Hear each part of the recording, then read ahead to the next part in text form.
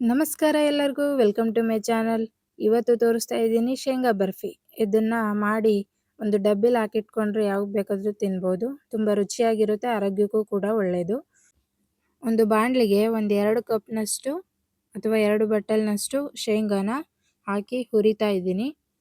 Low ಫ್ಲೇಮಲ್ಲಿಟ್ಟು ನಿಧಾನಕ್ಕೆ ಹುರಿದ್ರೆ ಅದು ಶೇಂಗಾ ಎಲ್ಲ ಚೆನ್ನಾಗಿ ಹುರಿದ್ರೆ ಸಿಪ್ಪೆನ ಈಸಿಯಾಗಿ ತೆಗಿಬೋದು.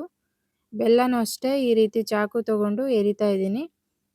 ಹಿಂಗೆ ಚಾಕುನಲ್ಲಿ ಎರೆದು ಬೆಲ್ಲನ ಪುಡಿ ಮಾಡಿ ಇಟ್ಕೊಂಡ್ರೆ ನಮಗೆ ಅಳತೆಗೆ ಈಸಿಯಾಗಿ ಗೊತ್ತಾಗುತ್ತೆ ಎಷ್ಟು ಹಾಕ್ಬೋದು ಅಂತ.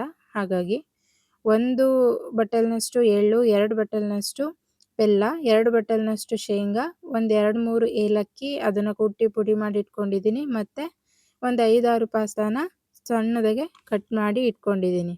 ನೋಡಿ, ಶೇಂಗಾ ಹುರಿದಿದ್ದೆ, ಸ್ಟವ್ ಕೂಡ ಆಫ್ ಮಾಡಿ ಅದೇ ಬಾಣಲಿಲೇ ಬಿಟ್ಟಿದ್ದೆ. ಈಗ ಅದು ಚೆನ್ನಾಗಿ ಎಲ್ಲ ತಣ್ಣಗಾದ್ಮೇಲೆ ಸಿಪ್ಪೆ ಎಲ್ಲ ಈಸಿಯಾಗಿ ತೆಗಿಬೋದು. ಸಿಪ್ಪೆ ಎಲ್ಲ ತೆಗೆದಿದ್ದೀನಿ. ಈಗ ಇದನ್ನು ಗ್ರೈಂಡ್ ಮಾಡ್ಕೋಬೋದು. ಎಳ್ಳನ್ನು ಹುರಿತಾ ಇದ್ದೀನಿ. ಒಂದು 4-5 ನಿಮಿಷ ಲೋ ಫ್ಲೇಮಲ್ಲಿ ಹುರಿದ್ಬಿಟ್ಟು ಸ್ಟವ್ ಆಫ್ ಮಾಡಿ ಅದೇ ಬಾಣಲಿಲೇ ಬಿಟ್ಟರೆ ಎಳ್ಳು ಅಷ್ಟೇ ಚೆನ್ನಾಗಿ ಗ್ರೈಂಡ್ ಆಗುತ್ತೆ, ಪುಡಿ ಪುಡಿಯಾಗಿ ಚೆನ್ನಾಗಿ ಬರುತ್ತೆ. ಈಗ ಸಪ್ರೇಟಾಗಿ ಎಳ್ಳು ಮತ್ತು ಶೇಂಗಾನ ಗ್ರೈಂಡ್ ಮಾಡ್ತಾ ಇದ್ದೀನಿ. ನೋಡಿ, ಇಷ್ಟು ಪುಡಿ ಇರಬೇಕು. ಎರಡನ್ನೂ ಪುಡಿ ಮಾಡಿ ಇಟ್ಕೊಳ್ತಾ ಇದ್ದೀನಿ. ಈ ವಿಡಿಯೋನ ಪೂರ್ತಿ ನೋಡಿ. ವಿಡಿಯೋ ಇಷ್ಟ ಆದರೆ ವಿಡಿಯೋಗೊಂದು ಲೈಕ್ ಕೊಡಿ, ಹಾಗೆ ನನ್ನ ಚಾನಲ್ಗೆ ಸಬ್ಸ್ಕ್ರೈಬ್ ಆಗಿ. ಈಗ ಬೆಲ್ಲದ ಪಾಕ ಮಾಡ್ತಾ ಇದ್ದೀನಿ. 2 ಕಪ್ನಷ್ಟು ಬೆಲ್ಲಕ್ಕೆ 1/4 ಕಪ್ನಷ್ಟು ನೀರು ಹಾಕಿ ಅದನ್ನು ಅಷ್ಟೇ ಪಾಕ ಬರೋ ತನಕ ಕುದಿಯಕ್ಕೆ ಬಿಡ್ತಾ ಇದ್ದೀನಿ. ನೋಡಿ, ಕುದೀತಾ ಇದೆ. ಬೆಲ್ಲ ಎಲ್ಲ ಕರಗಿದೆಯಾ ಅಂತ ಒಂದ್ಸಲ ಹೀಗೆ ಚೆಕ್ ಮಾಡ್ಕೋಬೇಕು. ಈಗ ಇದಕ್ಕೆ ರುಬ್ಬಿದ್ನಲ್ಲ ಅದನ್ನು ಹಾಕಿ ಮಿಕ್ಸ್ ಮಾಡ್ತಾ ಇದ್ದೀನಿ.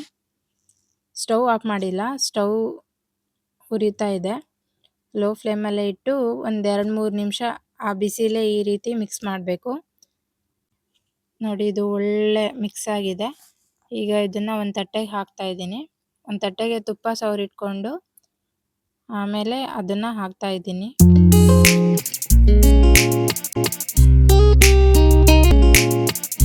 ಮತ್ತು ಮೇಲೆ ಇದಕ್ಕೆ ಪಿಸ್ತಾನ ಕಟ್ ಮಾಡಿ ಇಟ್ಕೊಂಡಿದ್ನಲ್ಲ ಅದನ್ನು ಹಾಕ್ತಾ ಇದ್ದೀನಿ. ಒಂದು 45 ನಿಮಿಷ ಇದನ್ನು ತಣ್ಣಗಾಗಕ್ಕೆ ಬಿಟ್ಟು ಆಮೇಲೆ ನಿಮ್ಗೆ ಯಾವ ಶೇಪ್ ಬೇಕೋ ಆ ಶೇಪಲ್ಲಿ ಈ ಥರ ಕಟ್ ಮಾಡ್ಕೋಬೇಕು. ನೋಡಿ, ಚೆನ್ನಾಗಿ ಬಂದಿದೆಯಲ್ಲ. ವಿಡಿಯೋ ಇಷ್ಟ ಆದರೆ ವಿಡಿಯೋಗೊಂದು ಲೈಕ್ ಕೊಡಿ. Thanks for watching.